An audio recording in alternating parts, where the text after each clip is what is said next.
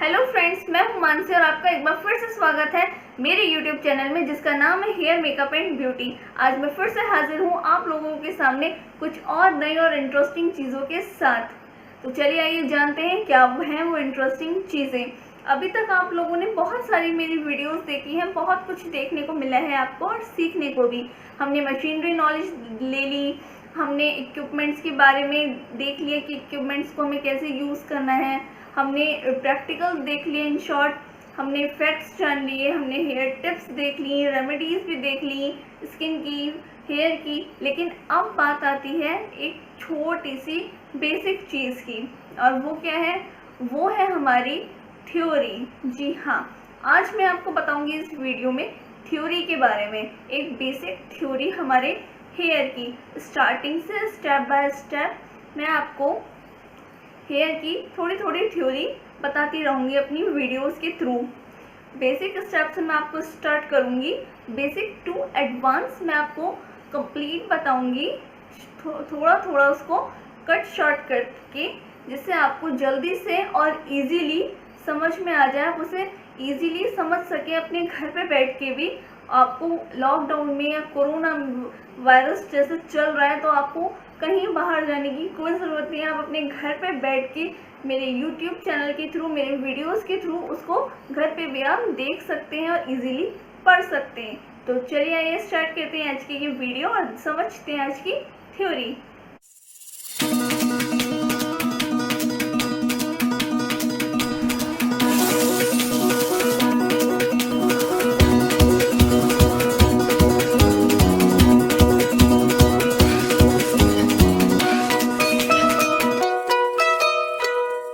आज की थ्योरी का मेरा पहला टॉपिक है, या आप कह सकते हैं पहला चैप्टर है, सैलून एटिकेट्स।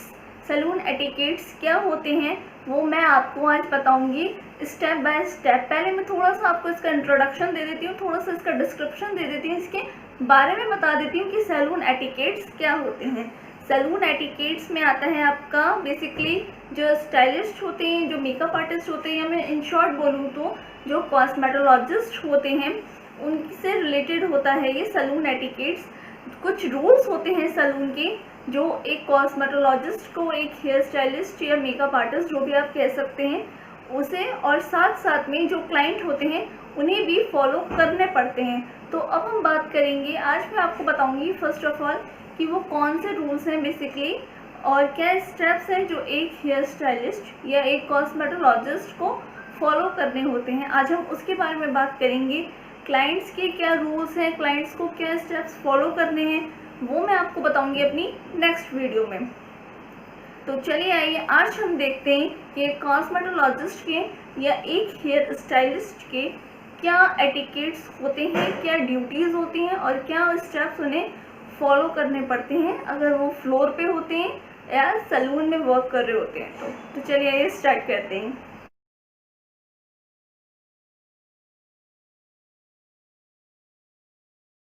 तो फर्स्ट इसमें आता है मेरे पास बी ऑन टाइम। इसका मतलब है कि हमेशा आपको टाइम पे रेडी रहना है।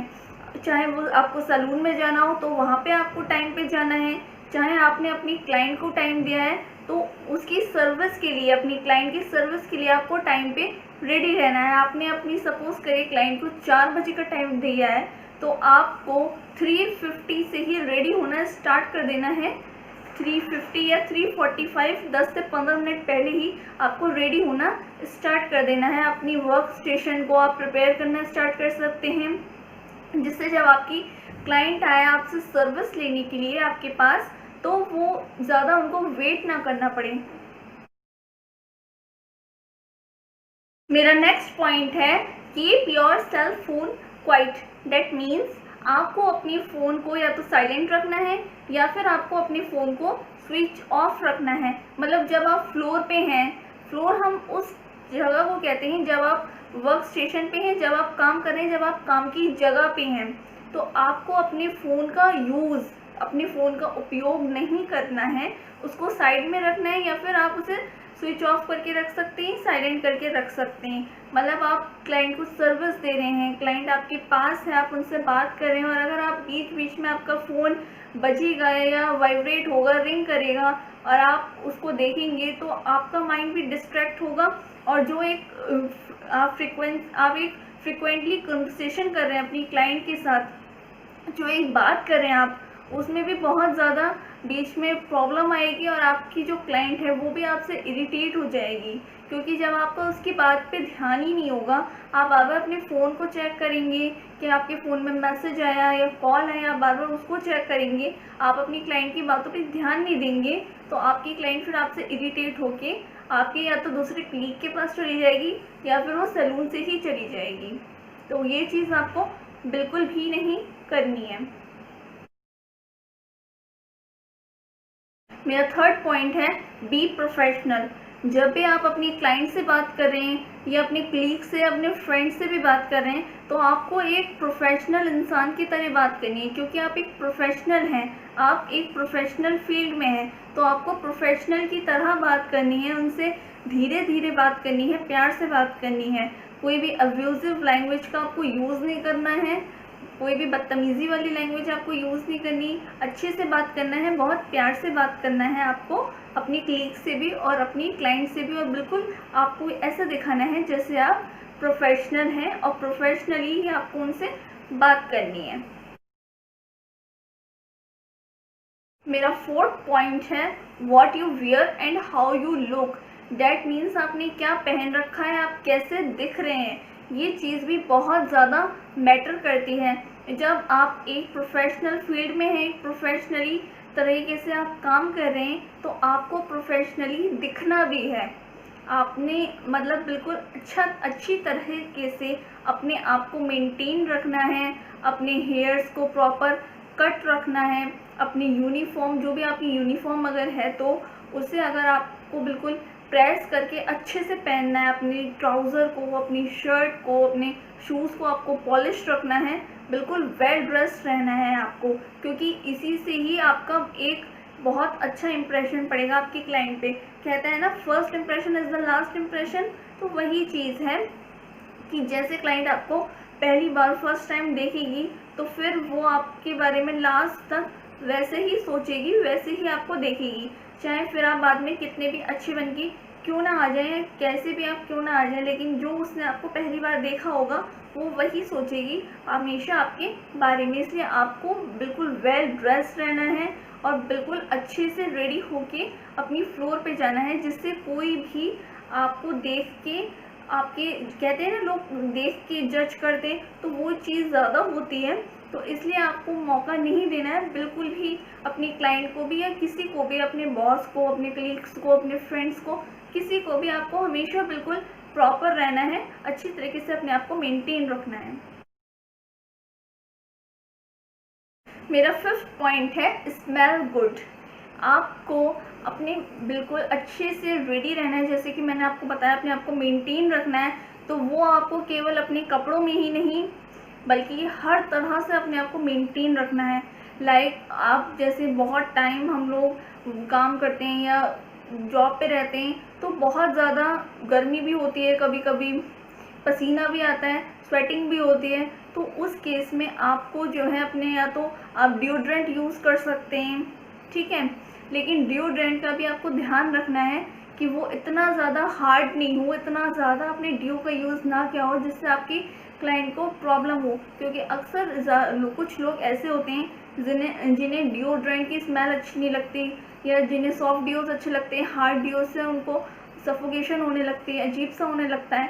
तो उस चीज़ का भी आपको ख्याल रखना है कि अगर आप डिओड्रेंट का यूज़ कर रहे हैं तो वो ज़्यादा हार्ड ना हो, वो सॉफ्ट हो, जिससे आपके आसपास के लोगों को भी कोई प्रॉब्लम ना हो किसी भी तरह की। और सेकंड स्मेल में ये आता है कि आपको अपनी बॉडी के साथ साथ अपनी माउथ की स्मेल का भी ध्यान रखना है। जैसे बहुत टाइम हो जाता है हम कुछ खाते पीते नहीं हैं, तो नेचुरली एक थोड़ी स्मेल सी हो जाती है, तो उसके लिए आप क्या यूज़ कर सकते हैं, उसके लिए आप सौंफ खा सकते हैं, या पास का पैकेट आता है, या माउथ फ्रेशनर यूज़ कर सकते हैं। आप अपने अकॉर्डिंग जो भी आपको सही लगे आप वो ले सकते हैं, जिससे आपकी क्लाइंट को किसी भी तरह की कोई प्रॉब्लम ना हो और वो आपसे इरिटेट ना हो। मेन चीज़ ये है। मेरा 6 पॉइंट है अवॉइड गॉसिप। इसका मतलब है कि आपको आपके क्लाइंट से प्रोफेशनली बात करनी है। जब आप प्रोफेशनल एक फील्ड में हैं, एक प्रोफेशनल हैं, तो आपको अपनी क्लाइंट से भी प्रोफेशनल तरीके से ही बात करनी है। आपको उनसे इधर उधर की गॉसिप नहीं करनी, इधर उधर की बात नहीं करनी, क्योंकि अक्सर ऐसा होता है कि जब क्लाइंट पुराना हो जाता है तो लोग उनसे बहुत ज़्यादा घुल मिल जाते हैं, उनसे बहुत ज़्यादा बातें करने लगते हैं। लेकिन आपको ऐसा नहीं करना है, आपको प्रोफेशनल ही रहना है। चाहे आपकी क्लाइंट कितनी नई हो या कितनी पुरानी क्यों ना हो, आपको उनसे प्रोफेशनली बात करनी है और उनसे इधर उधर की कोई भी किसी भी तरह की गॉसिपिंग आपको उनसे नहीं करनी है। मेरा 7th पॉइंट है, डोंट नीड टू शाउट। आपको चिल्लाना नहीं है। चाहे कुछ भी हो, कितना भी वर्कलोड हो, कितना भी स्ट्रेस हो, लेकिन आपको अपनी वर्क स्टेशन पे, फ्लोर पे, अपने सैलून में चिल्लाना नहीं है। ना ही किसी कलीग के ऊपर, ना ही फ्रेंड्स के ऊपर, ना ही अपनी क्लाइंट के ऊपर, या अपनी क्लाइंट के सामने भी नहीं चिल्लाना है आपको। कोई भी प्रॉब्लम है आप साइड में जाके बात कर सकते हैं, अपनी क्लाइंट से भी या क्लीग से भी, किसी से भी, लेकिन आपको चिल्लाना नहीं है। आपको ऊंची आवाज़ में बात नहीं करनी है किसी से भी। इस चीज़ का बहुत ध्यान रखिए आप प्लीज़। मेरा 8th पॉइंट है, prepare your work station before your client arrives. That means आपको अपने वर्क स्टेशन को पहले से ही रेडी करके रखना है, क्योंकि कुछ क्लाइंट ऐसे होते हैं आपके जो अपॉइंटमेंट लेके आते हैं। तो जो क्लाइंट आपके अपॉइंटमेंट लेके आ रहे हैं उनका तो आपको पता है कि जैसे अभी 4:30 हो रहा है तो 5 o'clock आपकी क्लाइंट आएगी, आपके पास आधा घंटा है, आप फ्री हैं, तो आप अपनी वर्क स्टेशन को रेडी करके रख सकते हैं। कुछ रैंडम क्लाइंट्स होते हैं जिनका हमें नहीं पता होता, वो अपने आप आ जाते हैं, उनकी कोई बात नहीं है, उनसे आप बोल सकते हैं कि मैम आप हमें प्लीज़ 10 मिनट्स दीजिए, हम अपनी वर्क स्टेशन को अभी रेडी करके फिर आपकी सर्विस स्टार्ट करते हैं। लेकिन जो क्लाइंट आपसे अपॉइंटमेंट लेके आ रहा है, कभी भी आप उन्हें वेट मत करवाइए। बहुत बुरा इंप्रेशन पड़ता है, बहुत ज़्यादा बुरा, क्योंकि एक तो वो क्लाइंट आपसे आपका टाइम लेके आ रही है, आपसे अपॉइंटमेंट लेके आ रही है, उसके बाद भी आप उसको वेट करवाएंगे तो बहुत ज़्यादा ख़राब लगेगा। तो इसलिए कोशिश करिए कि जो आपके अपॉइंटमेंट वाली क्लाइंट हैं उन्हें बिल्कुल भी आप वेट ना कराएं, और जैसे ही वो आए ऑन टाइम आप उनकी सर्विस स्टार्ट कर दें। मेरा 9th पॉइंट है, बी ऑनेस्ट। आपको हमेशा ऑनेस्ट रहना है अपनी क्लाइंट के साथ। जो टाइम आपने, जो अपॉइंटमेंट आपने उन्हें दिया है, उस अपॉइंटमेंट पे आपको उन्हें फ्री मिलना है, और अपनी क्लाइंट को आप सर्विस स्टार्ट होने से पहले ही सारी नॉलेज, मतलब जो भी आप क्या उन्हें सर्विस देंगे, उसके क्या कॉस्ट हैं, क्या चार्जेस हैं, कितना टाइम लगेगा, टाइम ड्यूरेशन, उसकी कॉस्ट, उसमें केमिकल है नहीं है, केमिकल फ्री सर्विस है, उसके क्या बेनिफिट्स हैं, उसके क्या डिसएडवांटेज हैं, सब कुछ आपको अपनी क्लाइंट को पहले से ही बताना पड़ेगा। उन्हें पहले से ही आप हर चीज़ की नॉलेज देंगे, क्योंकि वो आपकी क्लाइंट हैं, वो एक प्रोफेशनल नहीं है, उन्हें नहीं पता, लेकिन आप एक प्रोफेशनल हैं, तो आपको अपनी क्लाइंट को हर चीज़ के बारे में पहले से ही बताना पड़ेगा। कि आप सपोज़ कीजिए स्मूथनिंग की सर्विस है, उसमें केमिकल लगेगा, 3 to 4 आवर्स लगेंगे उसमें आपको, ठीक है, और जो भी चीज़ है आप उसमें आप कि आप इतने टाइम के बाद जो है दूसरा केमिकल ट्रीटमेंट करवा सकते हैं, ठीक है, या आपने जब स्मूथनिंग करवाई आपको अपने बाल स्ट्रेट रखने हैं, मोड़नी नहीं है, हेलमेट नहीं लगानी, बहुत सारी चीज़ें होती हैं जो बेसिकली जितने भी केमिकल ट्रीटमेंट्स हैं उसमें ज़्यादा ध्यान रखनी पड़ती हैं। तो आप ध्यान रखें कि आपकी जब क्लाइंट आई है तो आप पहले से ही उन्हें हर चीज़ क्लियर कर दें, जिससे बाद में कोई भी इशू ना हो। मेरा 10th पॉइंट है, टीम वर्क। आपको हमेशा अपनी टीम के साथ वर्क करना है। कभी भी आपको ये नहीं करना कि लाइक किसी और की क्लाइंट आई है और अगर वो बिज़ी है तो आप ले सकते हैं, लेकिन कभी भी आपको ये नहीं करना है कि आप अपनी क्लाइंट से, अपनी कलीग्स की, अपनी फ्रेंड्स की बुराई कर रहे हैं, उनके क्लाइंट्स को आप उनसे अलग कर रहे हैं, ठीक है। आपको ऐसी चीज़ें नहीं करनी है। आपको हमेशा टीम में रहना है और टीम के साथ वर्क करना है। ना ही आपको अपने दूसरे लोगों की क्लाइंट्स चुरानी है, और ना ही आपको अपनी क्लाइंट के सामने दूसरी क्लाइंट की या दूसरे कहीं की भी आपको कोई भी बुराई नहीं करनी है। आपको बस अपनी टीम के साथ रहना है और टीम में ही वर्क करना है। और मेरा लास्ट और बहुत इम्पॉर्टेंट पॉइंट है कीप लर्निंग। लर्निंग मतलब सीखना, कभी भी सीखना छोड़ना नहीं चाहिए, कभी भी लर्न करना बंद नहीं करना चाहिए।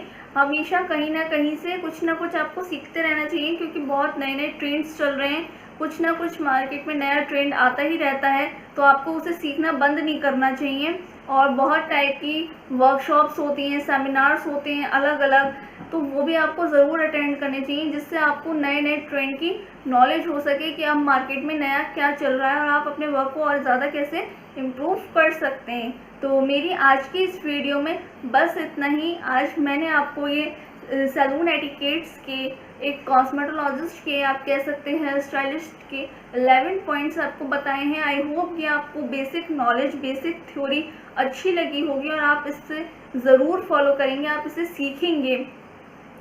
तो आज के इस वीडियो में बस इतना ही। मिलते हैं मेरी नेक्स्ट वीडियो में, जिसमें मैं लेके आऊँगी आपके लिए कुछ और इंटरेस्टिंग चीज़ें। तो मिलते हैं मेरी फिर नेक्स्ट वीडियो में। एंड हाँ, सब्सक्राइब करके बेल आइकन को प्रेस करना बिल्कुल भी नहीं भूलिएगा, मैं हर बार बताना भूल जाती हूँ, तो ज़रूर कर दीजिएगा। मिलते हैं मेरी नेक्स्ट वीडियो में, तब तक के लिए बाय बाय।